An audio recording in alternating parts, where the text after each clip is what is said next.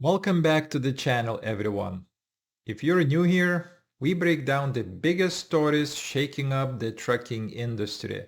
No fluff, just facts, insight, and your voice in the conversation. Today's story is a tough one. It's tragic, it's controversial, and it could reshape the future of trucking accountability in United States. A 65 million lawsuit, a logging truck, a young EMT dead on a remote Oregon road, and now the trucking industry is under fire. But is this the case a call for justice or an unfair attack on hardworking trucking companies? Let's break it down. Excuse me. This is the tragic case of Sarah Sussman, a 25-year-old volunteer firefighter, an EMT who was killed in a crash with a logging truck operated by Wolf Creek Timber Services. Her family is suing for $65 million. And they're not just suing the driver. They're going after the entire chain. Wolf Creek, Starker Forests, R&T Logging, every company that played a part in hiring that truck. It's a case that's dividing the trucking world. And here's why. Let's start with the argument for the lawsuit. Sarah's death wasn't just random. It was preventable.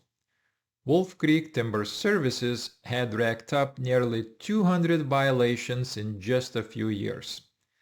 That includes brake issues, driver log violations, and safety failures. 2 days after Sarah died, the company's license was suspended. But by then it was too late. The Sussman family is saying, enough is enough. If companies like Wolf Creek are allowed to operate despite repeated safety issues, then crashes like this one aren't just accidents. They're the result of corporate negligence. And what about companies that hired Wolf Creek? The lawsuit argues they didn't do their homework. They didn't ask the basic question, is this carrier safe? And because of that, Sarah paid with her life. Supporters of the lawsuit say this case could change everything. It could finally force companies to take safety seriously. No more blind subcontracting, no more ignoring red flags, no more pushing loads at any cost. They believe this 65 million case isn't just about money. It's about sending a message, but not everyone agrees. Some say the lawsuit is going too far. Let's look at the other side.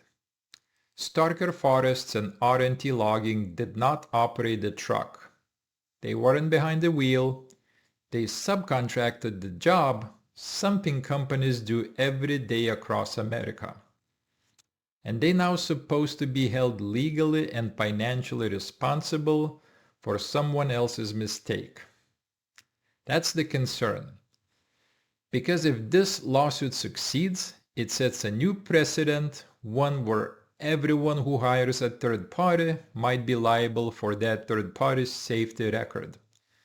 For many small and mid-sized companies, that's terrifying. They already struggle with driver shortages, rising fuel costs, and razor-thin margins. Now they're supposed to run background checks on every single truck they hire. Some call that unrealistic. Others call it survival. There is also the issue of double punishment. The driver involved, Shane McVeigh, is already facing criminal charges. Manslaughter, DUI. Isn't that where the blame belongs? Critics of the lawsuit say this is just piling on. They argue it's a tragic accident, yes, but not a sign of widespread recklessness. So who's right? Honestly, both sides have a point. On one hand, if a company has hundreds of safety violations, should they still be allowed to operate? Shouldn't there be a line? And if another company hires them, doesn't that mean they're complicit, at least a little? But on the other hand, subcontracting is how the entire industry functions. If companies are punished every time something goes wrong down the line, many will stop hiring out altogether. And that means slower freight, higher costs, and fewer jobs. The bigger question is, where do we draw the line between accident and negligence? What level of due diligence is enough? What level of risk is acceptable? Sarah's death is heartbreaking. Her family deserves justice, but the industry also deserves clarity. If this lawsuit changes the rules, we need to be ready, because this won't be the last case like it. So what do you think? Is this lawsuit the wake-up call trucking needs? Or is it a dangerous overreach that could cripple small carriers? Drop your thoughts in the comments. Like the video if you think safety should never be compromised. Subscribe for more deep dives into the biggest issues in trucking and transportation. And share this video because whether you're behind the wheel or behind the desk, what happens on America's roads affects us all. We'll see you next time. Bye-bye.